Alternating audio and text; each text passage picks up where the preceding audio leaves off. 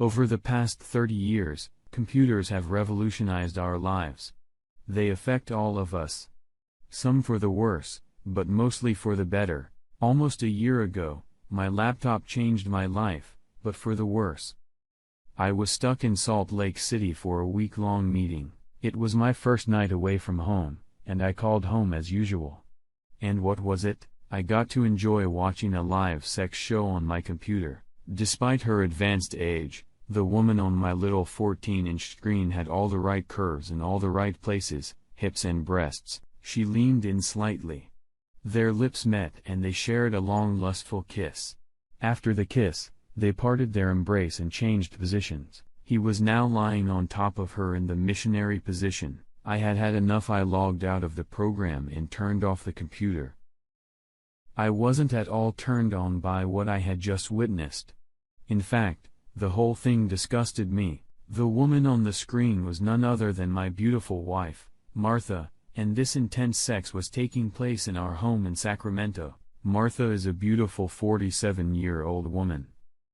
After almost 25 years of marriage and 2 grown children, she is still a very sensual woman with all the right curves. I, Bob McLeod, a 49-year-old architect, loving husband for 25 years and now a cuckold, I had known for some time that something was wrong between Martha and me. She was aloof, often distracted when alone with me.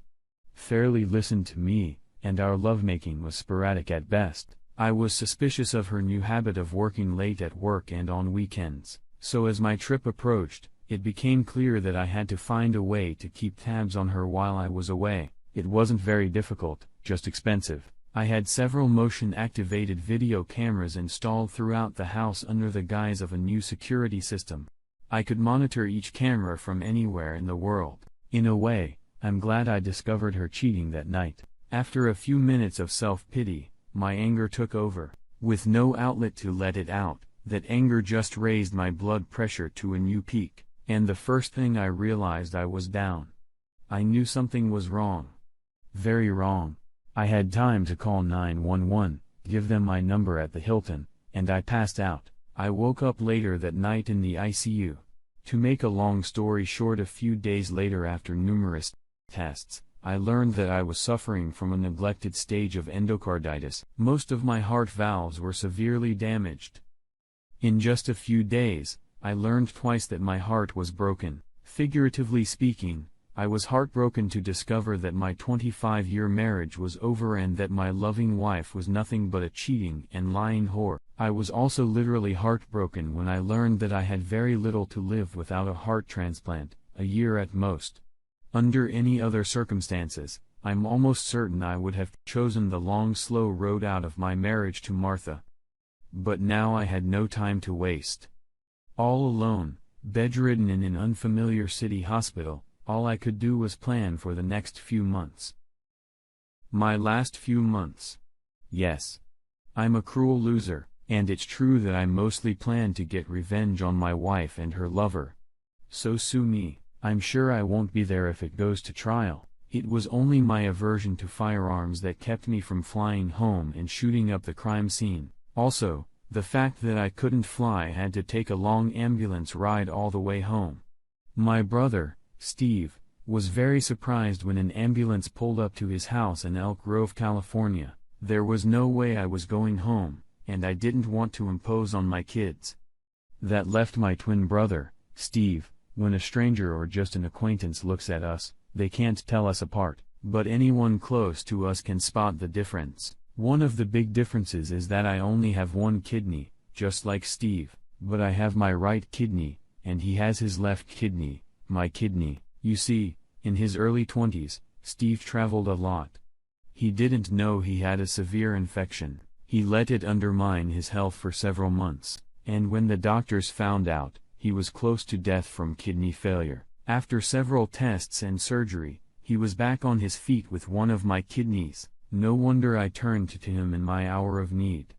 I didn't have to ring a bell. As the medic was pushing me in my wheelchair toward the house, company policy since I can walk on my own, the front door opened and Steve came out. "Bob, what the hell is going on? What is all this about? An ambulance and a wheelchair?" "Well, "Steve, it's good to see you too," I said as I got out of the wheelchair. I turned to the medic to shake his hand. "Thanks, buddy. Would you like to grab a coffee before heading back to Salt Lake City?" "No. Thanks, my wives are waiting for me, and I don't want to give them too much to complain about." "One wife complaining is one thing, three is quite another," said the medic. "I'll go. Take care of yourself, poor man." I looked at him as he walked slowly to the ambulance, as if he had the weight of the world on his shoulders. I walked past Steve and into the house, my little brother, following on my heels, just as he had 49 years ago when he followed me about an hour later, turning my mom's ordeal into a nightmare. Now I can see why my mom loved me the most. I walked over to the fridge, grabbed 2 beers, and sat down at the table, offering one to Steve. He waited a bit before asking again what was wrong with me. "Well, I'm fucked up, I guess there's no better way to say it. For one thing, my heart is like Swiss cheese, and it doesn't have many miles left in it. I have less than a year to live," the doctor said. Upon hearing this statement, my brother jumped up from his chair, stunned with a look of pain on his face. "Oh, Bob. That's terrible. Can't they do what they did to me?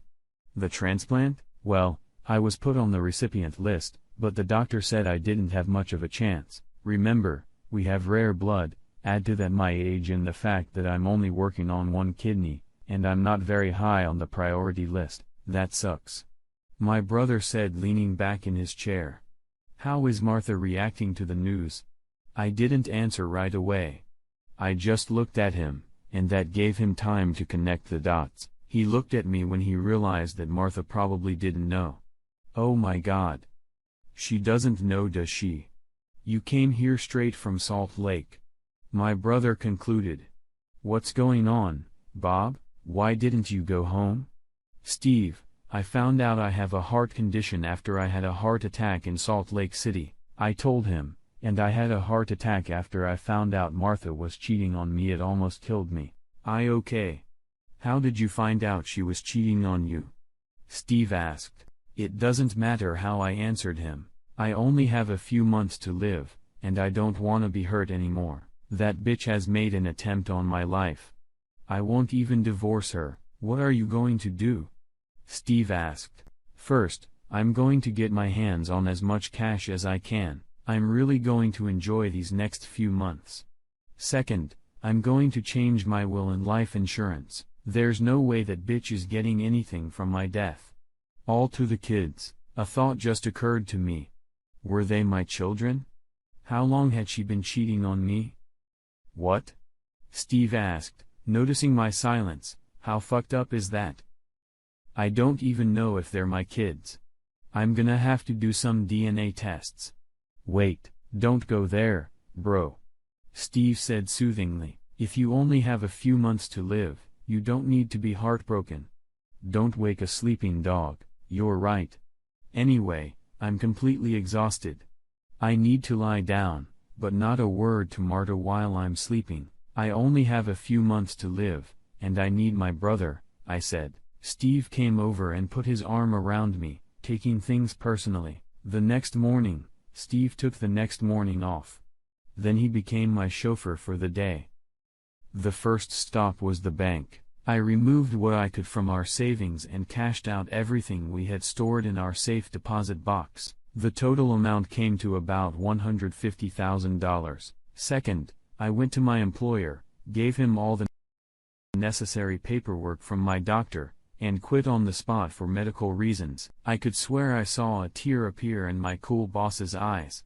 Within an hour, I had a check for all my accrued vacation, my unpaid salary, and my 401k. By lunch, I had over half $1 million in cash in checks, and the checks would be cashed as soon as I could. Right after lunch, I had an appointment with an attorney. Steve pounced on me to tell him exactly what I planned to do. I asked him to trust me with everything and promised that he would know everything by the end of the day. When we arrived, my lawyer had everything ready to go. I signed some papers, leaving my kids whatever I still had that I couldn't cash in, and Steve signed on as a witness. It was the country cottage I had inherited from my parents, my car, my boat, and a few other toys. I then signed a power of attorney for Martha, leaving her the rights to all the money she could get from the sale of the family home. We already had about $250,000 in equity, and that was to be her share of our estate. I gave the attorney a letter to give to Martha when he met with her the next day. "Dear wife, you sneakily stabbed me in the back. I never would have believed the day would come when I would call you a fucking cheater. That's the only name.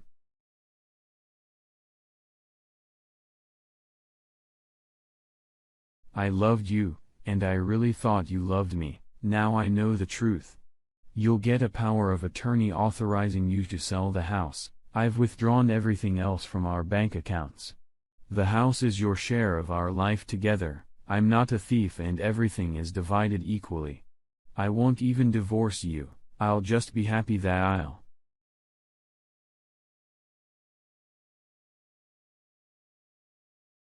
Steve read over my shoulder as I wrote the letter. "Well, I see you're old enough not to let your pain dictate, my brother," Steve said with a sparkle in his eyes. "Dad always said you should never let your emotions run your life," I replied.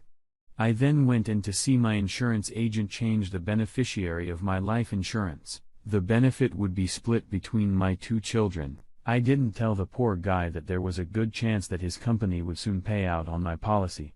By the end of the day, I was exhausted again. Steve drove me back to his house as I really needed to rest. The next day, I woke up early and looked at my brother as he was leaving for work. He offered to ask for another day off, but I insisted not to change his behavior too much. As soon as he left, I went back to my room, packed my things, and called a cab. 2 hours later, I was on a flight to Acapulco. I knew that Steve or the kids would never be able to keep a secret from Martha for long, and I was determined to spend the next few months away from this woman. I needed to enjoy life as much as possible. And being separated from my wife was a very good start. I rented a villa and hired a maid cook to help me. She was very helpful, and she was nice to boot. I also contacted a world-renowned Mexican cardiologist. 2 weeks later, I called my children and my brother to update them on my whereabouts. As for my brother, this was in addition to the note I left him explaining that I had to leave the country but would call him soon. "Damn it, Bob. Why did you run away like that?" my brother asked. "And guess who your wife went to for comfort?" "Shit. It's alright, Steve. I know you can play the part of the considerate guy," I said. "Anyway, I'm calling to let you know that I'm living in Mexico, and I'm loving it. The kids are coming to visit me next week, but they promised to keep it from their mom. What about you? Could you come over after that?" "It's a deal," my brother replied. "I'll take a vacation. Where are you?" "Just get on a plane to Acapulco. Give me the flight number, and someone will come get you," I said. "You don't trust me to keep a secret, bro?" "It sounds like it's cloak and dagger. I haven't even told the kids about it. I don't want to take any chances." I met Steve at the airport. We grabbed his bags and headed to the waiting limo. Our destination was a good hour's drive from Acapulco, practically in the countryside. As we approached Villa del Corazon, Steve was impressed. "Holy shit, Bob. Is this the villa you rented?" "No, it's an addition to my doctor's medical center. Sorry about that, but I had an appointment here the day you arrived," I said. "Come with me. The limo driver will take your luggage to my place while we wait for the doctor to examine me." We went inside, and the nurse led us to the reception area. We were the only customers. Shortly after she left, an orderly came in and offered us a drink. We both took a glass of fresh juice each. "Salute," I said, raising my glass toward my brother. "Salute." I drained the glass of juice in one swift motion, and Steve followed suit. "So what's up with this doctor?" my brother asked. "Does he have a miracle cure that no one in the United States knows about?" "No, but he's a famous heart transplant surgeon." "Oh, I take it. He's a very good surgeon." "Well, I don't know if he is. I chose him because he has a rather vague sense of ethics," I said. Steve looked at me curiously. "I don't get it. Loose ethics. What do you mean by that?" "Well, for the right price, he doesn't care where the organ comes from, and for an extra fee, he gets it himself. Steve looked at me shocked. This isn't serious, Bob, he started to say. I don't feel so good. I'm dizzy. I got up and walked over to my brother. I took his hand. Steve, you're my brother, and I'd do anything for you, I said, hoping to tell him everything before he passed out. In fact, I already gave you one of my kidneys, and how did you repay me? By sleeping with my wife. You betrayed the man who saved your life, your own brother. For that, I want my kidney back. And while we're at it, I'm gonna take your heart. It's payback time, brother. Our father always said we both had our hearts in the right place. That'll be true for you soon enough. I'm not sure he heard my last tirade. I rang the bell and the orderlies came back into the room to get us ready. After many weeks of post-op recovery, I left Mexico and returned to California. I was still too weak to work, so I asked my children to let me live in a cottage. Most of my money was used up, but I still had enough left to live for a few more months without working. Because of my situation, I couldn't get any unemployment benefits or health insurance. Steve's disappearance did not go unnoticed. In fact, it was my dear wife who brought this fact to light. As soon as I arrived, the children informed me that everyone was looking for their uncle, Steve, and that their mother had contacted the police. The following week, a police detective came to the cottage and asked if I had any information on Steve's whereabouts. I told him that the last time I had seen him in Mexico, he was alive well, but that I had not heard from him since. The inspector, of course, smelled something wrong, but whatever it was in another country and there was nothing he could do about it. He showed up a few times just to see if I was going to break down and confess, but then his visits stopped. I knew the day would come when I would have to face my wife face to face. It was a warm summer day, and I was working in the cottage. Topless, painting an old barn. I didn't hear her approach. So this is where you're hiding? No. I'm not hiding, I said, not even turning around and applying paint to the wall. Everyone who matters in my life is my 2 kids. They know where to find me, and me, I don't count? Martha asked. Not anymore, was my simple answer. For a while, she sat in silence. I never had a chance to tell you how sorry I am, Bob, she said very timidly. I realized that she would stay here unless I kicked her out. I put the brush back in the paint can and turned around. Her eyes nearly popped out of her orbits when she saw the very red T-shaped scar I had on my chest, the mark of my heart transplant story.